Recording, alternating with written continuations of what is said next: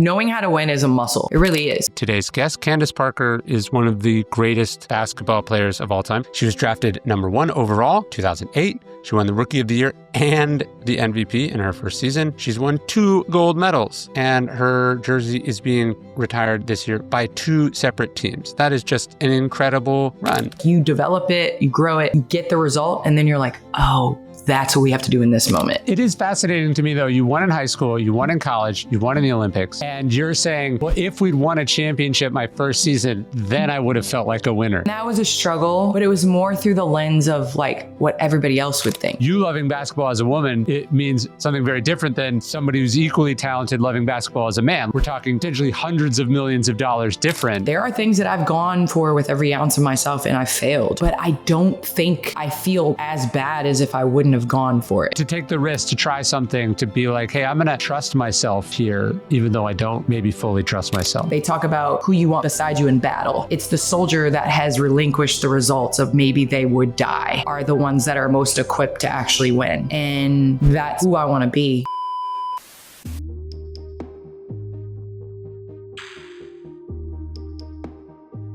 How are you? Amazing. Nice to officially meet you. Yeah. We have a mutual friend in Adam Lefko. Yes, I love Lefko, man. He's the That's best. my guy. He's doing it big in France. I sent him a picture the other day. I was on a plane and he was just on TV on someone's screen. And I was like, it was so to watch him go from the Bleacher Report days to where he is now. It's been so cool. Yeah, for sure. It's been really cool to be his teammate too throughout that process. Like it's been so fun to be on the show with him and, you know, so that's my buddy. It must be interesting as an athlete. Yeah, you refer to it as a team. You probably just sort of instinctively think about everything as a team sport and go to wanting to be on good teams. When you're on teams and you're competing and there's like this like objective goal as opposed to like subject, you know, Sure. like a lot of times in business, it's like, okay, we're trying to like get there, but really it's just those like daily homework assignments and like all that stuff. But whereas like, you know, in practice, you're on the white team, you're on the black team, your team wins, your team loses, you know, type of thing.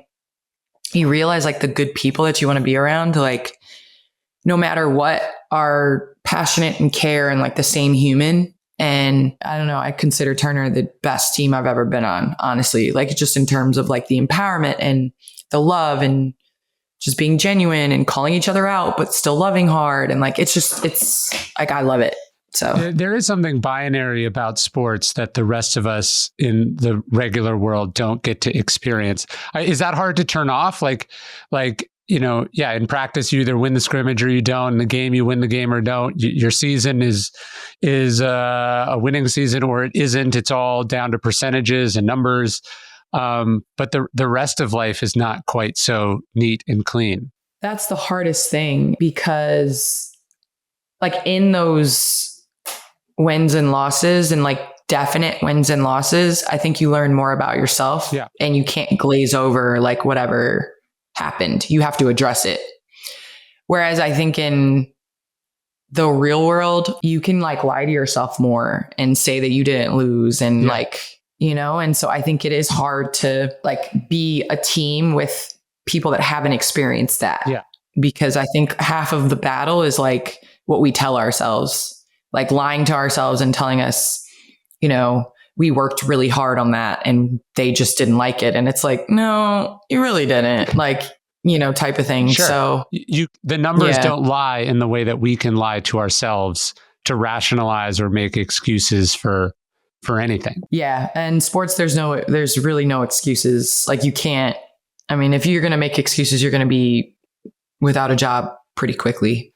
But in the real world, but what about with the book? Like you're not going to tell yourself, and it's great, by the way, you're not going to tell yourself that this book is only a success if it sells the most copies of any other book, right? I mean, like, there's a whole bunch of different ways that you can evaluate whether something succeeded or failed. 100%. But I think when you're working in a team setting with a concrete goal in mind, like it's not a success unless I finished it or if I completed it or if I put the time in.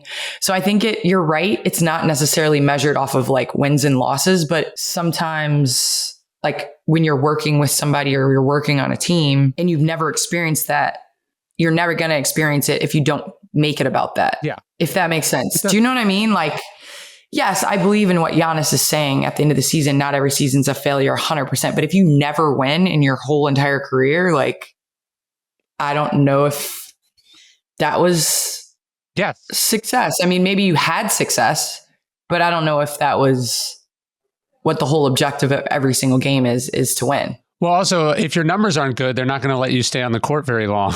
And if the team sucks, they're going to find a new team, right? And so, I mean, I think about that with my books. Like, I don't judge the success or failures of my books on whether I sold the most or how they're doing week in and week out, because it's a longer game than that. At the same time, if you sell 0 copies, that says something also, right? It's just quite a bit. And if you don't sell enough copies, they won't let you do another one. And you can't, like, people are only going to humor you and your rationalizations for so long. So it's like, it's a factor, but it's not the only factor. It's kind of like within music. You know how Jay-Z talks about how he like dumbed down for his audience to double his dollars, where he like went mainstream to then really bring people in to be able to like do what he really wants.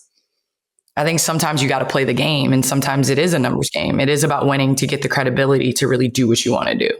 Yeah, you got to get to a place of financial freedom so you can make more creatively free decisions. You know, like the starving artist has a lot of freedom, I guess, but not a lot of audience. And then the person who only does what the audience wants doesn't have a lot of creative freedom because you don't own the fans own you.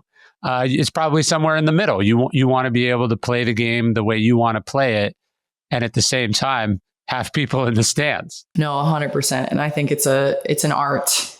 And I've been on both sides of that, where, you know, it's like, you know, screw everybody, and then it's been like, okay, I care about what everybody's you know, thinking or saying. So. Well, I liked your. It's a balance. I liked your point though about like the win is finishing it. You have to create sort of wins along the way that are measurable. There's actually a line from one of the Stoics. His name is Epictetus, and he said, you know, you can always win if you only enter races in which winning is up to you.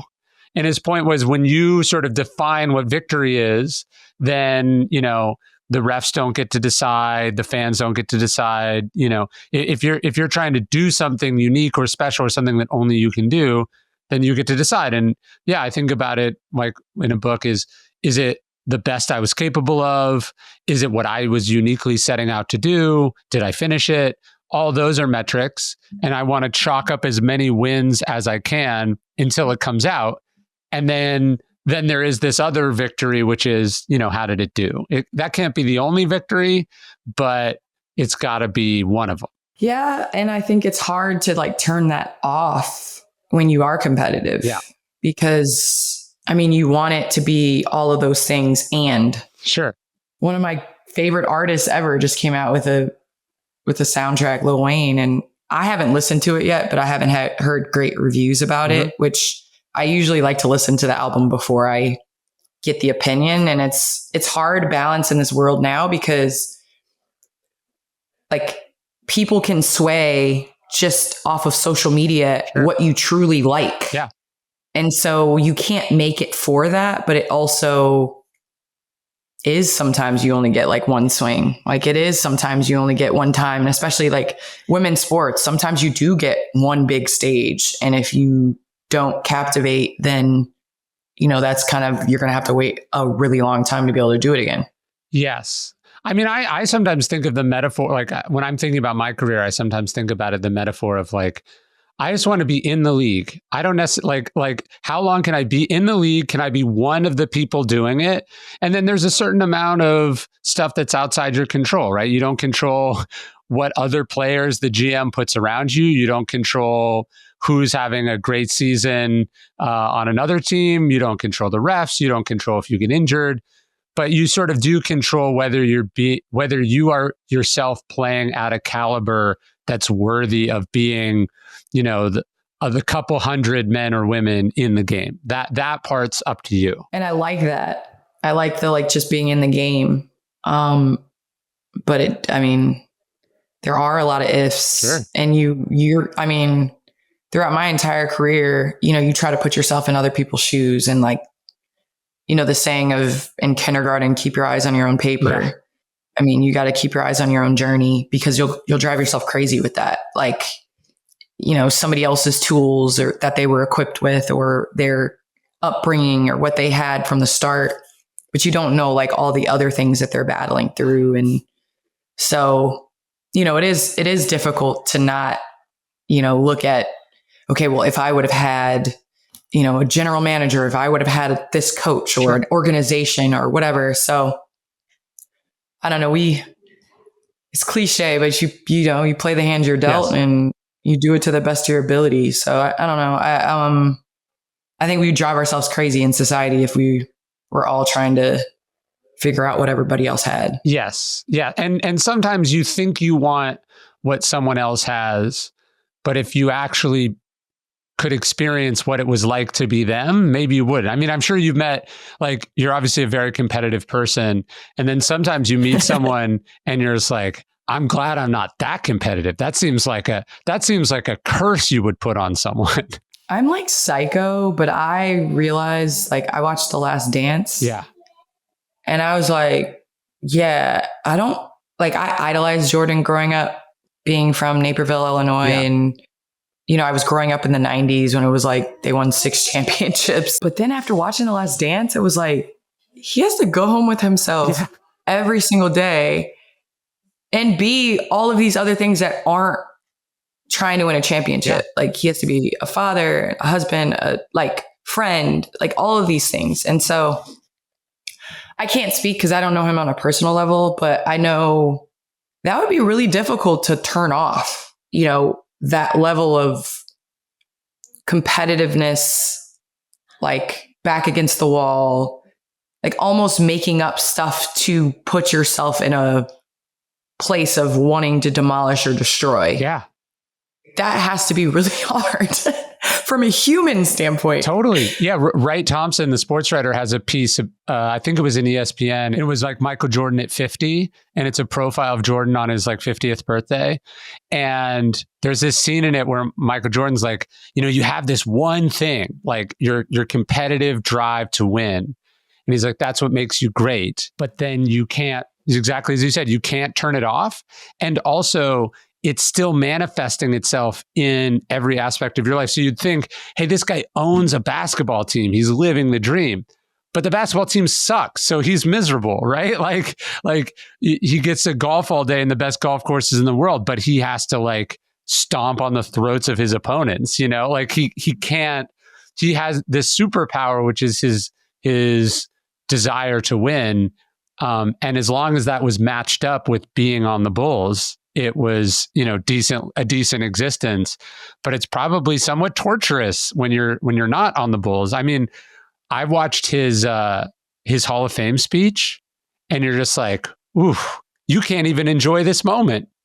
You're thinking about, he invited the guy who made the high school basketball team over him so he could dunk on that guy at his penultimate moment of his life. That's like a Greek tragedy right there. But it's crazy because he's still the GOAT. Yeah. So it's one of those things where if that was what he wanted and he's accomplished that, he is literally, everyone loves him. You see kids now that weren't even a thought when he was playing basketball that are know that that's Michael Jordan. Yeah. He's completely transformed shoes and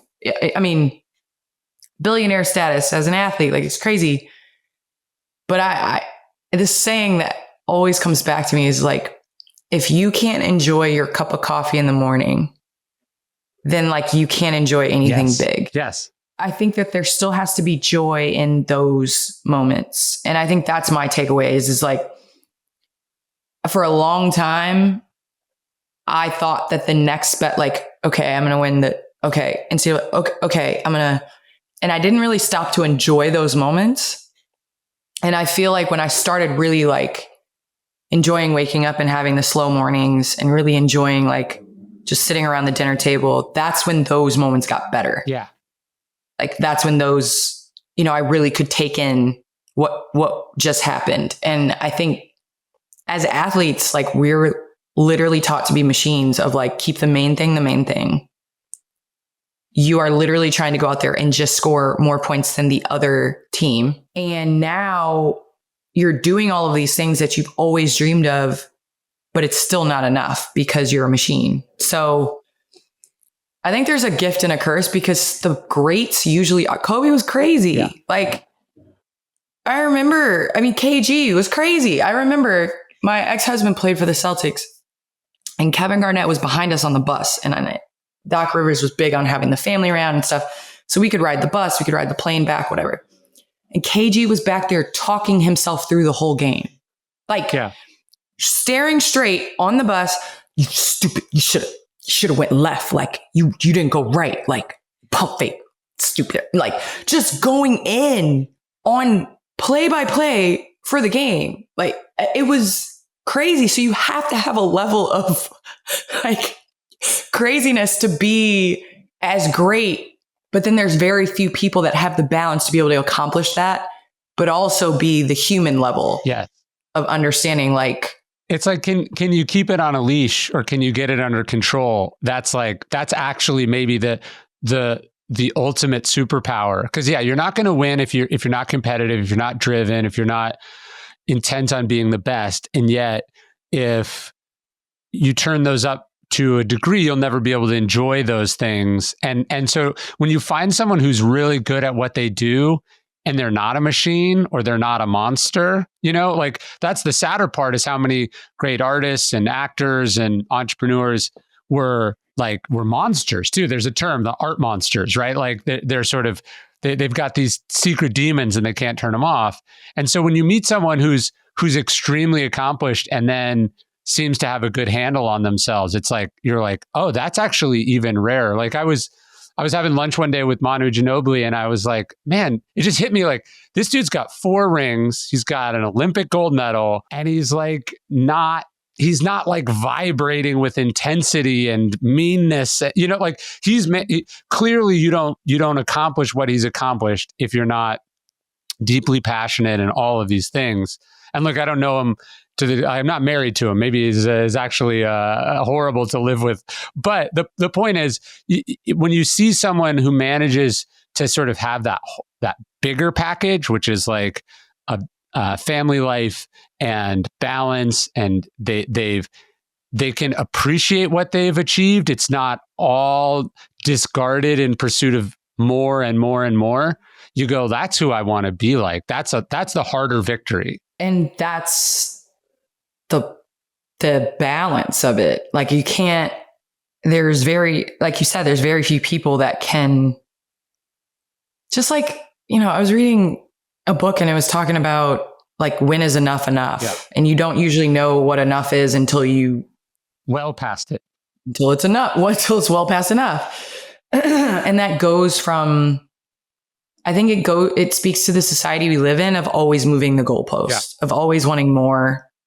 And it's the gift and the curse. I mean, you look at what we thought athletes were supposed to be and the old school coaches of the Bobby Knights. And I even throw Pat Summitt in there of like, I'm going to yell, we're going to scream, we're going to try to like, you're supposed to listen to everything that I say, whatever. To now, it's like, I think it's shifted to more trying to be the best, trying to win, trying to score the most points, do you know what I mean? Yeah. And so now kids are mapping out how they're going to break LeBron James' record and how they're going, like, and they haven't even stepped on the NBA court yet. If you're chasing that versus if you just accomplish it while you're trying to win or it's a part of your career, I think it shifts like who you are and your purpose and all of that stuff. Like you can't chase that and not shift other values that you have in who you are and what you represent. Like to me, I always look at like Steph Curry's mindset is the way Steph Curry's mindset is because he grew up undersized, undervalued, under-recruited, underrated. it won't work. And now it has, but he developed those character traits that were the like supporting role, that were the role player, that was like understood the importance of the screen off ball to be able to get somebody like, whereas you have a LeBron James, you have a Kevin Durant, from the start, they have been all eyes on them. And that comes with different personality traits you have to develop to, withstand all of that. I mean, all the eyeballs are on you. Everything you do, every move you make, people are going to scrutinize. So it's just kind of like really survival of the fittest. And you can't blame athletes for almost being the way they are because, I feel like to some extent, sometimes it's a defense mechanism. Like, no, there's a Michael Jordan. It's just crazy. There's a famous quote: "He who makes a beast of himself gets rid of the pain of being a man." And I think there's something about, obviously a lot of athletes come from really rough backgrounds, but I think anyone that has any kind of childhood wound or feels small or not enough or not seen, there's something about sort of turning yourself over to the ambition and the drive and the mastery that makes you not have to feel small or weak or like nothing. And maybe you tell yourself, this is all a means to an end. And once I make enough money, once I have enough followers, once I prove indisputably how good I am, then I'll feel good. But you still go home to yourself and you're that same person. And so, yeah, there's this tendency to think that achieving outside stuff will fix our inside problems, but we still have them. And I think sometimes the outside stuff is like a buffer for, it buffers what you're going through. And people think you're not going through those same problems because of the things that you're accomplishing. Yeah. So it is a difficult thing. I know we haven't talked about money, but sure. Like a lot of people like to scrutinize athletes for the decisions they make and all that stuff. And it's like, I can't imagine being handed 200 million at 18 or 19 years old. It's like a science experiment. And I can't imagine many people that would be able to navigate in that way. But everybody always has an opinion when the emotion is removed. Totally. Everybody has what they would do without, especially nowadays with everything going on, from trials to, childhood stars. And everybody has a opinion of what went wrong and how they could have, all these things, but it's like, they would probably do the same. Well, especially if you're in that place where you're just like, I'm a machine, I'm doing what I do. And then, and I've turned off all these parts of myself. And by the way, I'm also busy and exhausted and all these other things. Then you give that person millions of dollars. Like, how are they going to make good decisions, right? They're making good decisions requires self-awareness, time and space for reflection. It requires time period, right? And that's the one thing that you don't have as an athlete. Like you're literally a ticking clock. You don't know how long you can do this. Yeah. And I think it's also the emotion, like if we were machines, then this year, what I do this year should be what I can do next year. Yeah. But like, you're not taking into account like emotions and insecurities. And, you could shoot the same shot. You can get to the same spot and it doesn't go in. Yeah. And then you start second guessing yourself or, and it creeps in. And whether people want to admit it or not, like that is what impacts everything. We're looking at the playoffs now and it's like everybody's, the Pacers, but I really feel like it's like the belief in the energy that's like, oh, we've been in this situation before. We can win these games and the results have worked in their favor. So then you almost have this like extra energy that your belief that it will work out really improves the results that will follow. And when people are trying to like navigate, trying to create those results. I won at every level before I got to the high school, 2 championships, college, 2 championships, 2 gold medals. And then I got to the WNBA and we had a chance my first year to go to the finals and we lost on a last second shot. I can remember the time, the place, how it looked, what happened when the ball came through the net. And at that point, I was naive and was like, okay, we're going to be back next year. Like, we got this. But as the results were delayed, the more my fears and all of that crept in. And so I think that had an impact on like how the trajectory of my career panned out, but also like my belief in like winning a championship and being able to get over the hump. Like I ask myself all the time, if that shot didn't go in, would I be sitting here with like 4 or 5 championships? Because you see that winning is unlocked. It's a muscle. Yeah. Like knowing how to win is a muscle. It really is. Like you develop it, you grow it, you get the result, and then you're like, oh, that's what we have to do in this moment. But the counterfactuals are so difficult, right? Maybe that shot goes in, you win that championship, but you learn a dangerous lesson about how easy it is to win at that level. And maybe you never make it back there, right? Like, do you think about that experience being formative? Like it was difficult. You probably wouldn't have chosen it. No one chooses for the game-winning shot to not go in or vice versa. But do you feel like that was character building and formative for you, and it shaped where you ended up going, which is, I mean, pretty impressive. You're having both your jersey retired simultaneously on 2 teams. Like it's not like it's I wonder if she could have been something, if she could have been a contender. Like it worked out. Do you see one leading to the other in a positive way? Yes. But a counter to that would be if we would have won that championship, you're automatically cemented as a winner. So in your head, you're a winner. To your teammates, you're a winner. To your peers, you're a winner. To the fans, you're a winner. And yes, that comes with pressure. But I think having, come from winning in high school, winning in college, winning, at the Olympic level, like that was a place I was used to operating from. Yeah. And so operating from a place of like underdog was not necessarily like where I was used to. And then I became like fight. Okay, I got to fight. I got to like, do all these things. And I think from a human level, I navigated and found my way. Had I won maybe human wise, I wouldn't be as like, step back and like observe and enjoy the moment and humble and all of these things. Maybe I would be a different human. But from a basketball player, it would have had to be easier just because I felt like for so long when the ball doesn't bounce your way, we judge so much. Like we judge the Brooklyn Nets with Kevin Durant, James Harden, and Kyrie Irving as failure. But we forget KD's toe was on the line and they could have beat the Bucks. Like KD's toe was on the line, but we look back and then that's carried into the narrative of who he is with Phoenix and with all of these things. And so I think that weight that you carry as an athlete is like determined by this much. It's determined by one toe. It's determined by one ball hitting a backboard and bouncing in.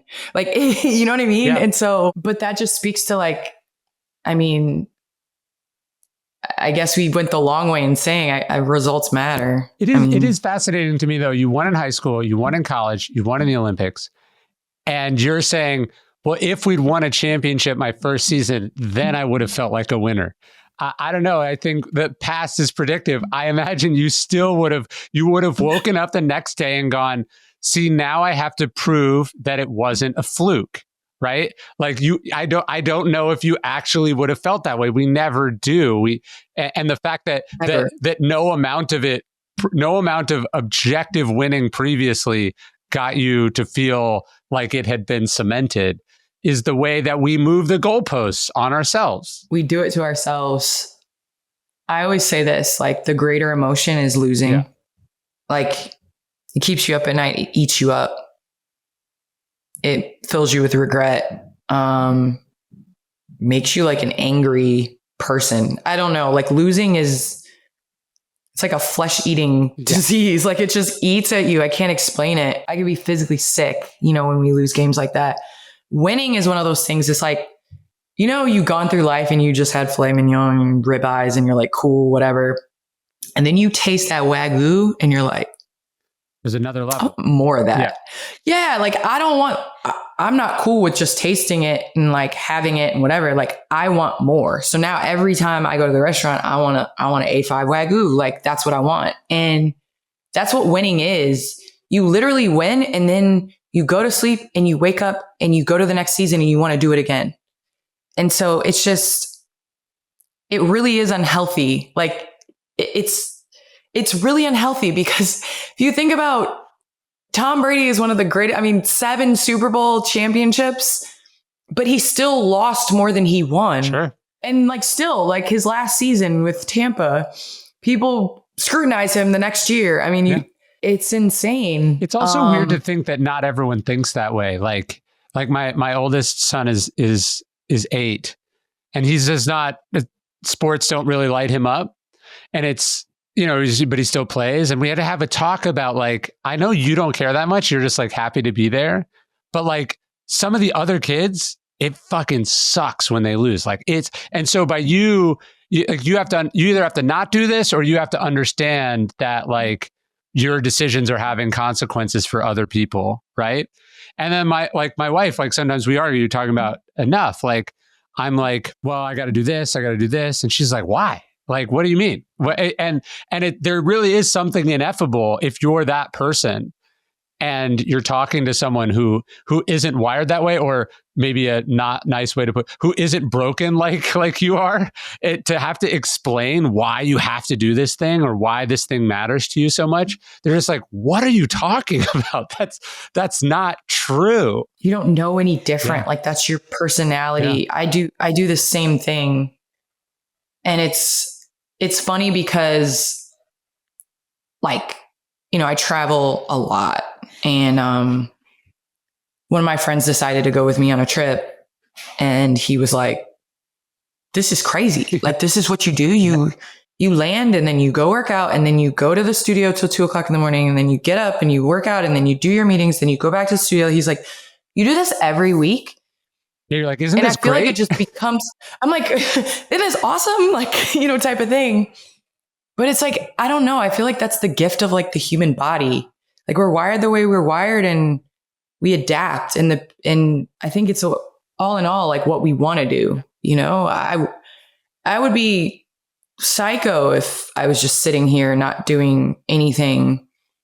Now there's a time and place for that. 100%. I've learned I need to take my times and chill and relax and stuff like that. But it's what we love, right? Totally. It's why we're sitting here having a conversation. No, I think I used to be more judgmental of people who weren't that way. There was something wrong with them. And now I've switched it, and I'm more jealous. I go, man, that must be nice. That there's to be able yes, to, yeah. Yes. There's a but freedom. It's not. Maybe though. But it's not. Maybe. But for them, maybe. But for us, we would go crazy. I don't know. Going back to what you said with your son, my daughter is the exact same way. And I don't know. She has 2 parents that are professional athletes. And then she has a bonus mom, my wife, that is an Olympian and a professional athlete. She has 3 of her 4 parents are competitive athletes. Now, my wife's not the most competitive. She's I'll play and make it, but I don't really care if I win dominoes or win horse. It doesn't keep me up at nights, I always get mad at her because she's not competitive. I'm could you just do it for me, or be competitive. She's no, why would I want to do that? Da, da, da. But my daughter is the exact same way. She can lose and just be she wants to win, but she's we're getting gelato. Are we okay? So popcorn later. She's cool. It's the mindset of how do you then turn that on for other stuff?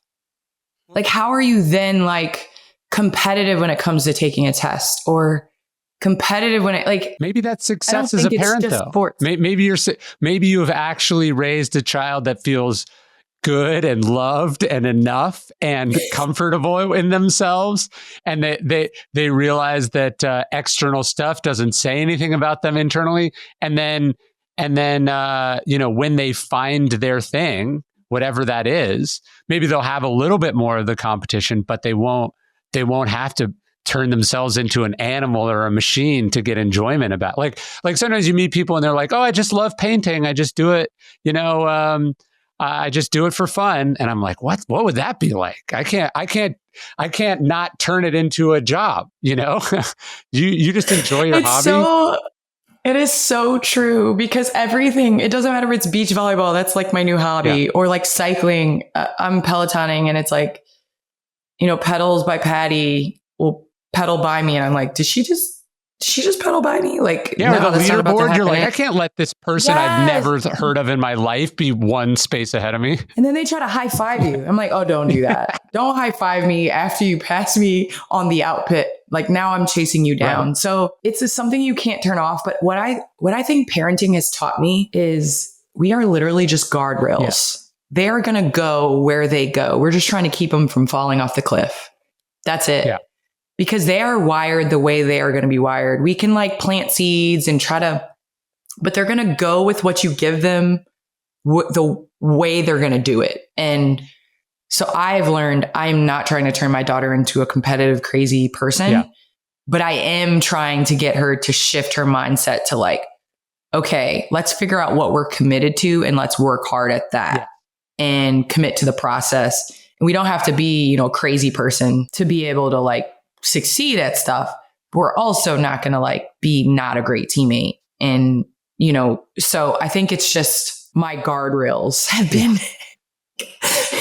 like, well, the idea that like how random the thing, like I believe everyone has a thing, right? Like this is the thing you were meant to do. This is what lights you up. This is your thing. And some people are lucky enough to find it early. Some people are gaslit about that thing, or like at different times in different generations prevented from pursuing that thing. But we don't control what it is, but we're lucky when we find it. And one of the fascinating things you talk about in the book is realizing like, okay, you love basketball, but you loving basketball as a woman, it means something very different than somebody who's equally talented loving basketball as a man. Like we're talking potentially hundreds of millions of dollars different. And like, there's a gender element to that. But I was thinking about, I don't know if you know who Paul Rabel is. He's like the greatest lacrosse player of all time. He's like the LeBron James of lacrosse. But it's like the difference between being the greatest of all time at lacrosse and being the greatest NFL tight end of all time is, again, hundreds of millions of dollars. It's like somebody falls in love with rap or rock music.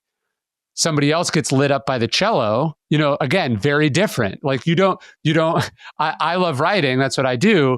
I fell in love with writing about an obscure school of ancient philosophy. There's a ceiling, so sometimes the ceiling's way up here. Sometimes it's way up here. Sometimes the market's different for different things. There's kind of an unfairness or just a randomness in that we don't choose what we fall in love with, and we don't necessarily choose how the world values that thing that we fall in love with. That's such an interesting point, because you're right. I mean, I just don't think that we're doing ourselves a disservice when we fight our passions. Yeah. And I know society tells you like money wise, this is what you should be doing, or you should have, or you should follow. And there's that like pull to be able to obviously financially take care of yourself and your family. But I'm a big Alchemist. Like I read The Alchemist, like I read it every year. I truly believe like the entire universe conspires to help you find what you're meant to be and what you're meant to have and who you're meant to love if you just let it. Yeah. And lean into it and really like believe in it. And so it is a fight to even remain true to yourself versus chasing checks. Yeah. And, social media is an experiment, and you can tell what sells. Like quick and easy sells, sex sells, controversy sells. I mean, it's like basically high school. Yeah. That's what social media is. And it's easy to get caught up in that. It really is.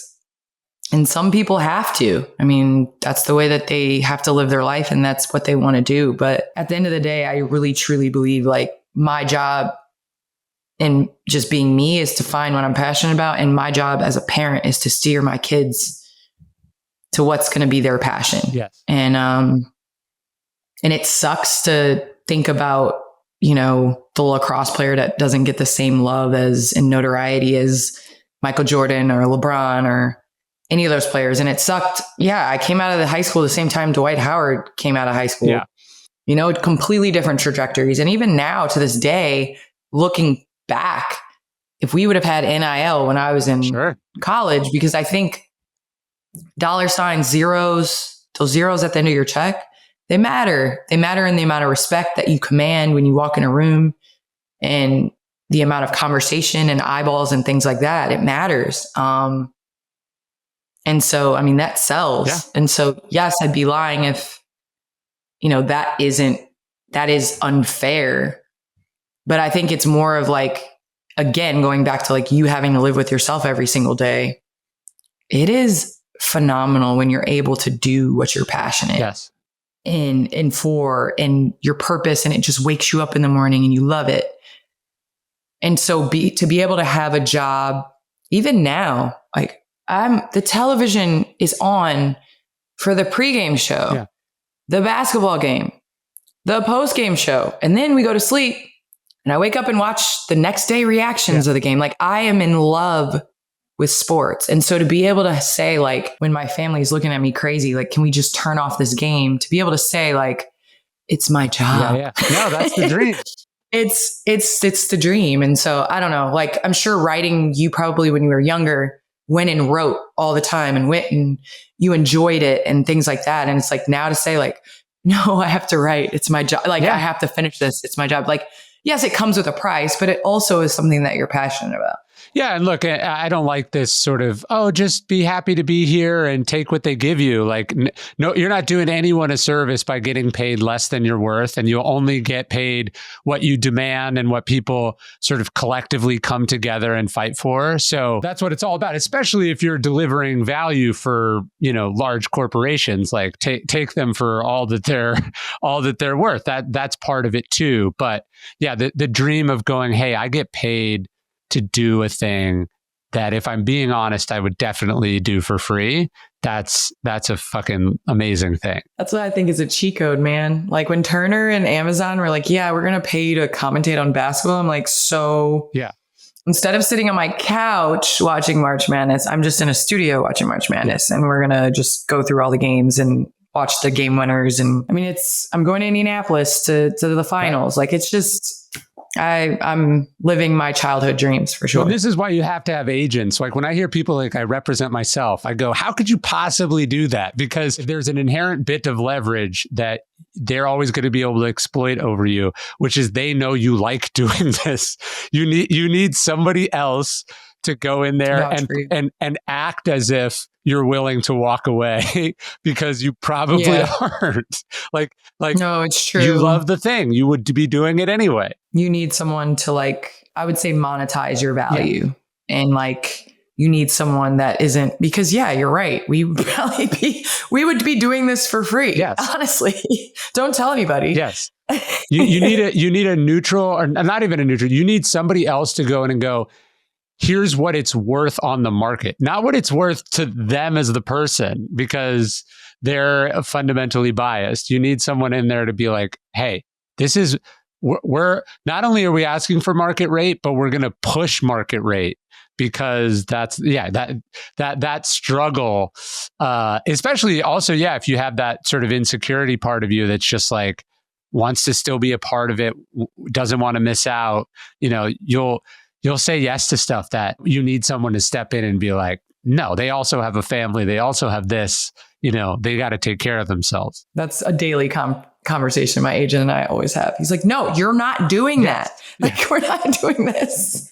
It's true. So talk to me about The Alchemist, because that is a beautiful book. And how did you find it, and why do you think it spoke to you? Well, I first read it in high school. Oh. It was one of our high school reading books. And I was kind of like, I mean, it's cool. Like, it didn't really speak to me. And then, fast forward, I started reading it. Oh my gosh, this was 2012, 2013, I think it was.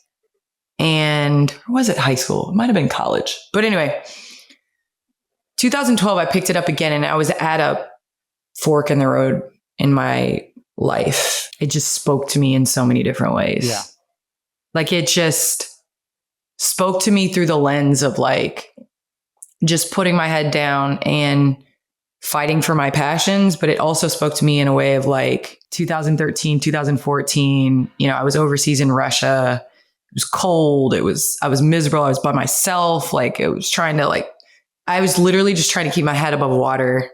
And I feel like The Alchemist just inspired me to want to be that shepherd boy and want to go out on the journey and want to learn all the lessons and listen to the environment around me, to wait for love. It's going to come, meaning Fatima, like you're willing to allow somebody to grow in who they are and what they represent. And then that can wait and you can come back to that and you're going to be okay. And so it was just, I included the Alchemist in my book a lot, like a lot of, the quotes from my wife and I's wedding.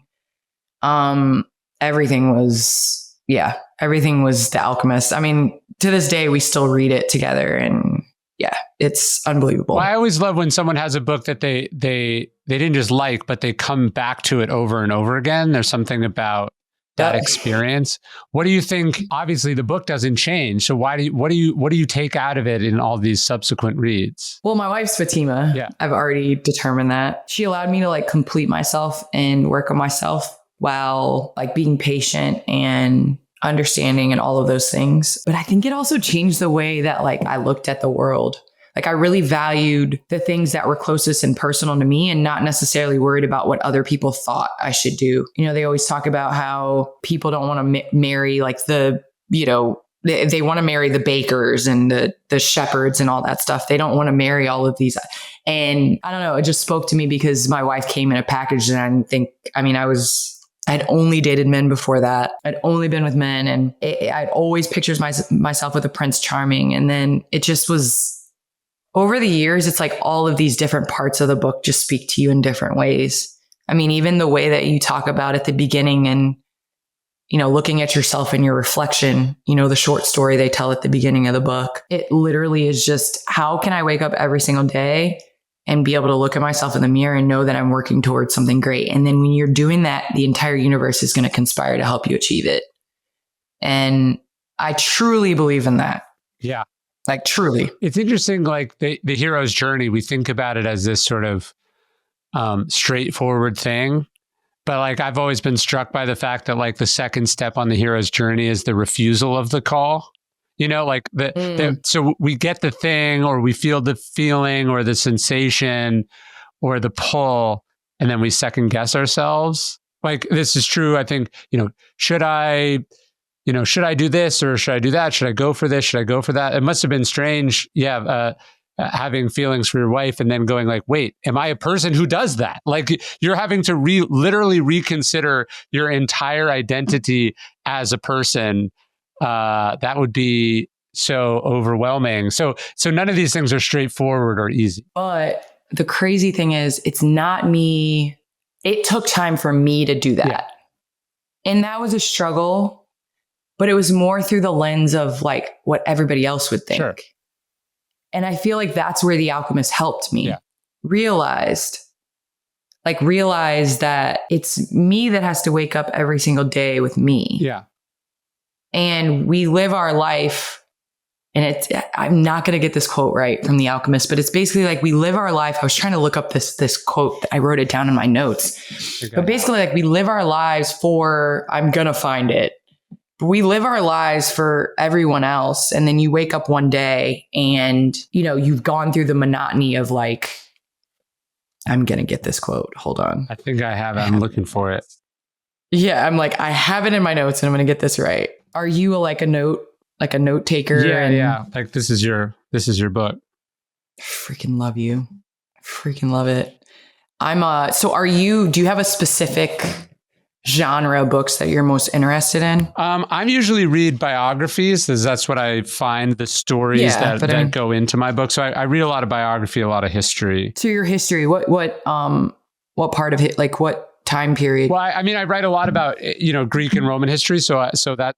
No, I know, but I'm saying because what you write about sometimes isn't what, like for me, if I'm watching something, I love basketball. I love basketball more than anything, but football is like my sure. If I'm sitting down to watch a game, it's football. So like, I know you write a lot about that, but like, if you're sitting down just to like on a beach with a coffee, what's your book? Well, I try to read. I think it's like you find the thing you love and then, or that you do, and then you find stuff that helps you understand that better. I'm sure watching football helps you understand basketball, So I write about philosophy, but I read a lot of history because the philosophy is what I use to illustrate the stories, right? I use the stories to illustrate the ideas. So I read, I love, like I read about the Civil War. I read about military history. I read about that's why I love biographies, because you're getting the whole arc of someone's life. Like I was just thinking when you're talking, like in my book on courage, one of the main characters, Florence Nightingale, and she, as this young girl, gets this call. She thinks it's the voice of God that says like, hey, I need you to do this thing, to go into nursing, which was at that point not an established profession that like rich British women could participate in. And, so she asked some people about it and they're like, are you out of your mind? You absolutely cannot do this. Like this is beneath you. It's not going to work. You're not qualified. And so she puts it on the shelf, and then she hears the voice again, like 8 years later. But this time the voice says, are you going to let what other people think hold you back from my service? And I think how interesting it is, like we had this thing that we want to do, but then we let what other people might think of it decide whether we do it or not. And I think we have books that transform our thought.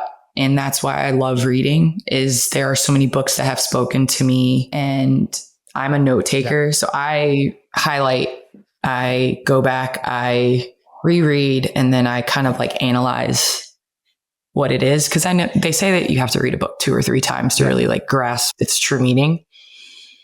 And that was what was what kept coming back year after year when I would read it, because it was like 2012 when I decided to read it every year, and by 2015, 2016, that was what allowed me to take the step in like being open to really listening to my heart. Yeah.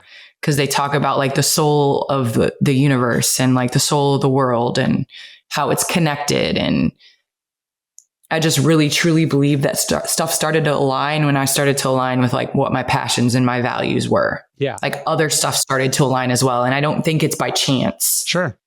And sometimes we just have to listen to our hearts and what we want. And I think when I started doing that, maybe like my followers on Instagram didn't increase, and maybe,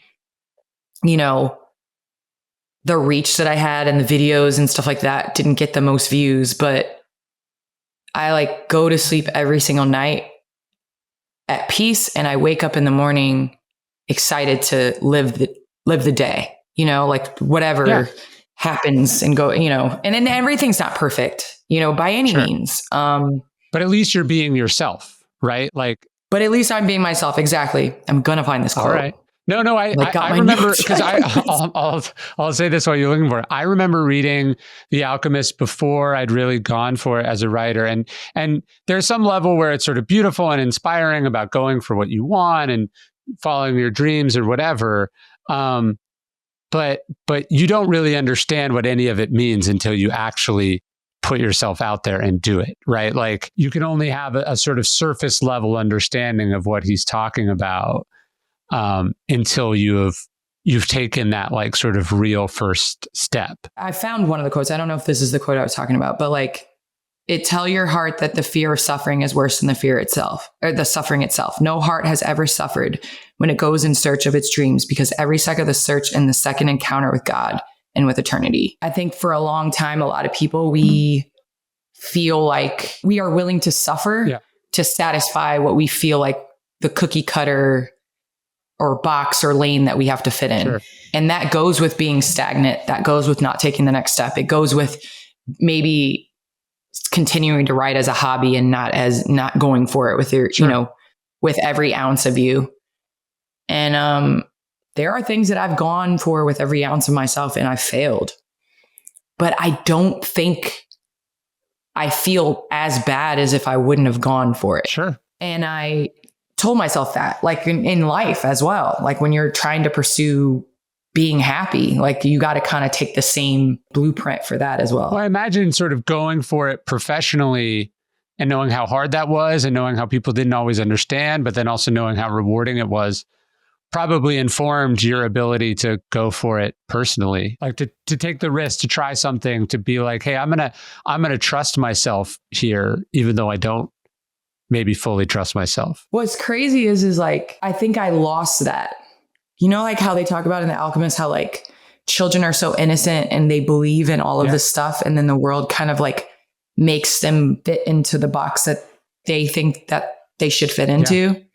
I went through that process, and you're right.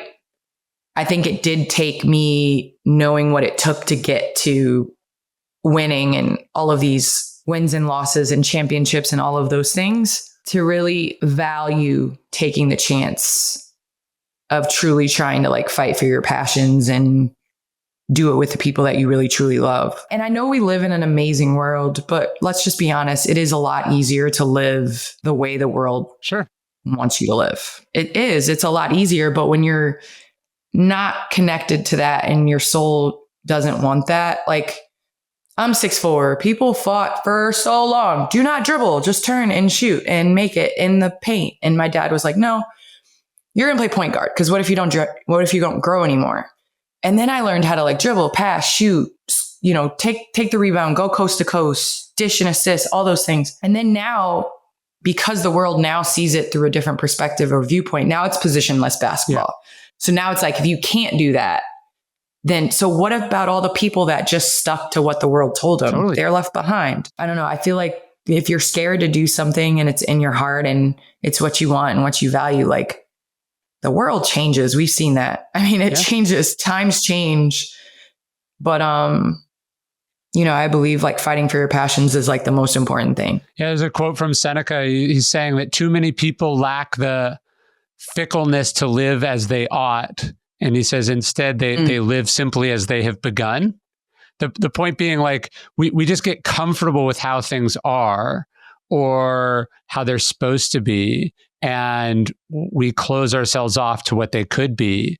And the fickleness is an interesting word there because fickleness seems like a bad thing. We tend to be judgmental of people who are fickle or change their mind. But like, where would you be if you hadn't changed your mind a bunch of times? You wouldn't be right here, like you got here to where you are now, to what you think is so great by a lot of changes. And then someone comes along and suggests a different change, or life forces you to make a change and you're like, no, this is the worst. I can't. How could I possibly?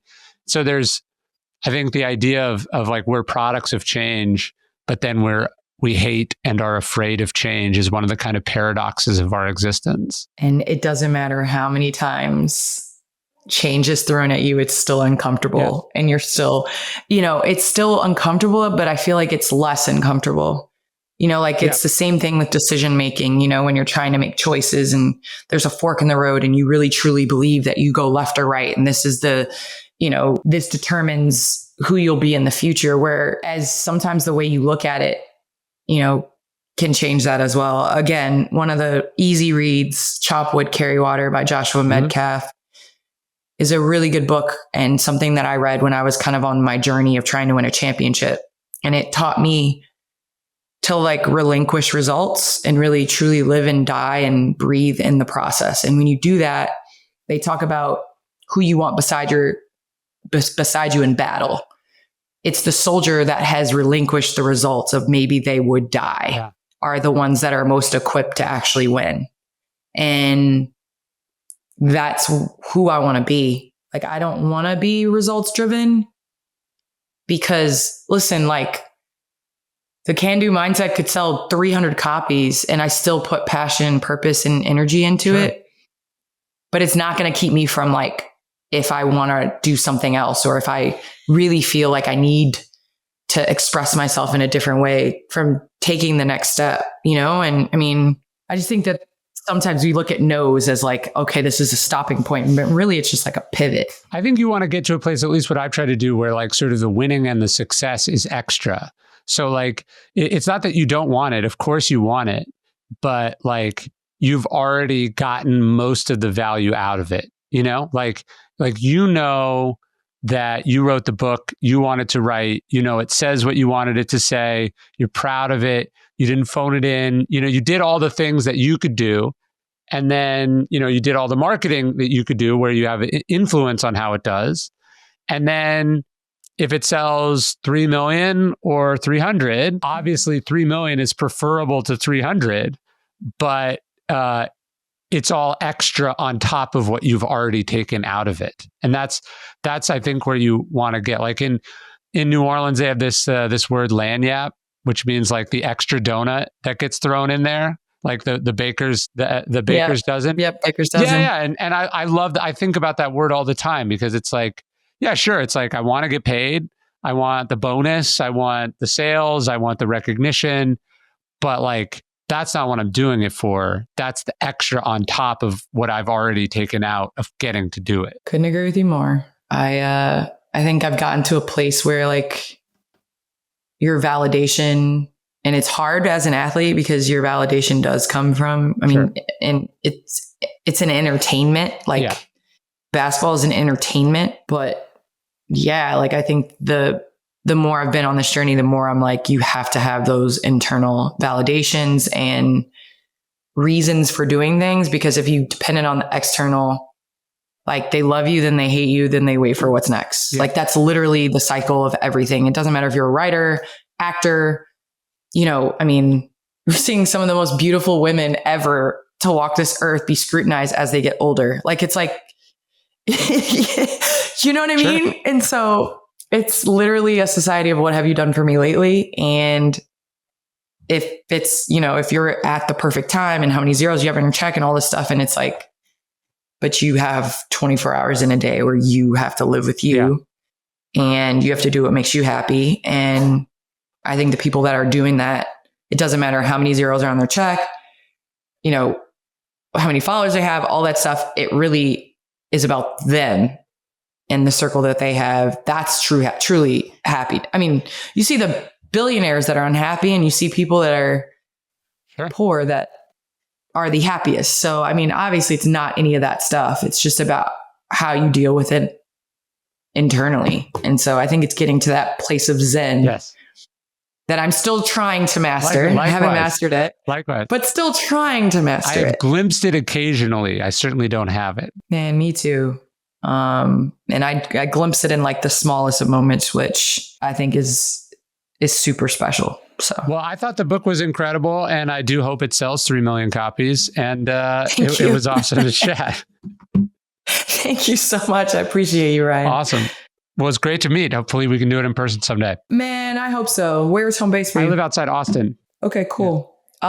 I'll let you know. I'll probably be in Dallas a little bit more this year because of the Cooper Flag show. But yeah, I'll let you know if I'm down there. I would love to chat with you. Yeah, come to the bookstore. We've got all of Paulo Coelho's books. Nothing like The Alchemist. I tried like 3 or 4 of them. No, I love the other ones haven't lit me up as much either. I just have not lit me up. And I know it's like a letdown. It's like, the prequel and then like you have the sequel and everybody's like, and you're judged by what you did before and scrutiny and all that. But I'm like, I try and I just sit down and I try to read the books and I can't finish it. It's so funny you said that. So, the exact same way.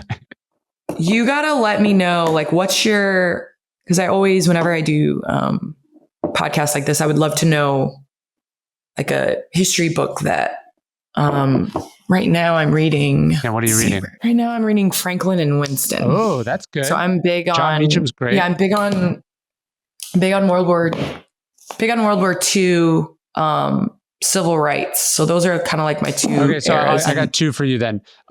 Okay, so there's if you're reading about Churchill now, there's an amazing biography called Clementine by Sonia Purnell, which is about Winston Churchill's wife, who was an incredible lady. Okay. I think you would really like that because it gives you a different sense of who he was. Like he says, like the greatest decision he ever made was marrying her because none of the other things would have been possible without it. So that one's good. And then, okay, if you're interested in civil rights, obviously there's like a million books. If you like biographies and you just want to listen to like a million, Taylor Branch has this 3-book series on Martin Luther King. That's like, each one's like 1,000 pages. So this is like a year commitment, but he's probably the greatest biographer of Martin Luther King ever. That's so crazy. That's so crazy that you say that. I just went to Memphis and I went to the Lorraine Motel where they turned it into a civil rights museum. They're actually doing the expansion that's across the street. That's going to include a lot of WNBA stuff. And so I've started kind of like down the MLK route. So like while I was there, I bought The Movement That Made Us. So like this is one of the books that I'm gonna kind of embark on and read. I read forgetting the author that wrote it, but it was basically like MLK's last year. and, you know, his last year of life and how like people had turned on him and like his popularity was down and like, you know, him coming out and speaking on the Vietnam War was like all that. There's another book by Tom Ricks called Waging a Good War. And he's a military strategist. And so he looks at the civil rights movement, not as like a moral movement, like whether it was right or wrong. Obviously it's right. But he looks at them as like military strategists, like it was a campaign. Because like they would pick a city and they'd go, we're going to go to this city and we're going to break these motherfuckers. Like we're going to flood the jails. We're going to force the sheriff to overreach. We're going to get the press in there.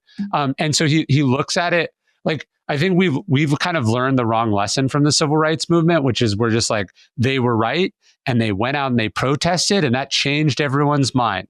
And that's not what fucking happened at all. Right. Like it was like Martin Luther King has this line where he's like, yeah, I care about persuasion, but he's like, I care more about coercion. It was a public relations and a sort of like strategic battle. And so I think that's really interesting.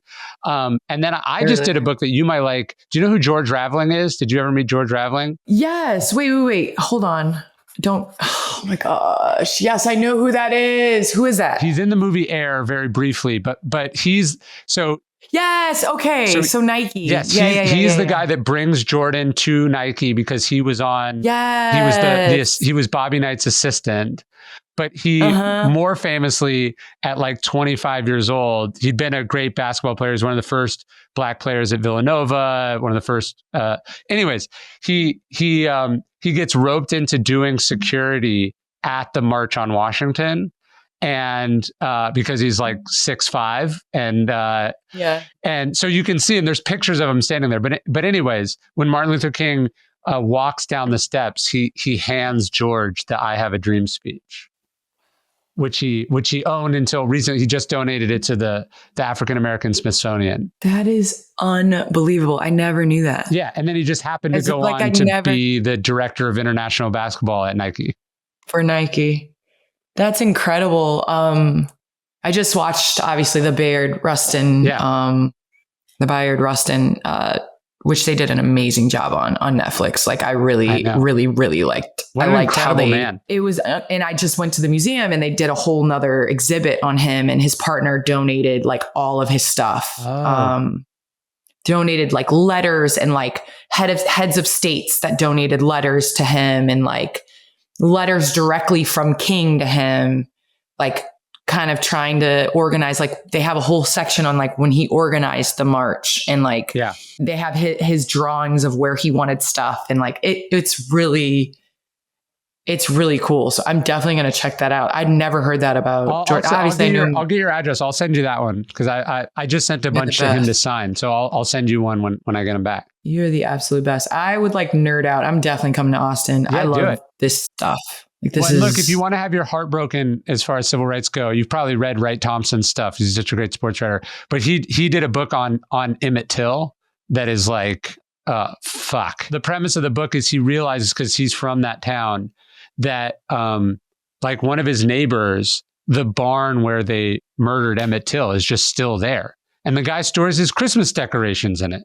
And it's sort of about the sort of discovery of the story, and then the turning the barn into a museum and all. It's a amazing, heartbreaking, magnificent book. That like every time breaks I mean, because we knew his second cousins that were actually like his first cousins were in the like room when he came and got, because they're from, Emmett's from Chicago, but we knew, and then they ended up moving afterwards after the trial.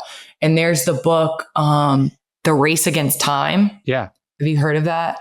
It basically is a writer that goes back in the early 90s and tries to get everybody convicted for the crimes that they committed in the 60s. And they end up getting like Medgar Evers, assassin. Whoa. What's his name? The preacher that was killed like point blank range by one of the heads of the KKK. They went back and got him at 90 years old, and he went to jail. Like That book I read in a day. Race like I Against read that Time? in a All right, day, I'm and I'll show you it. It's by Jerry Mitchell. He basically like reopens like all of Right, like they did with the Holocaust. Yeah. Yeah.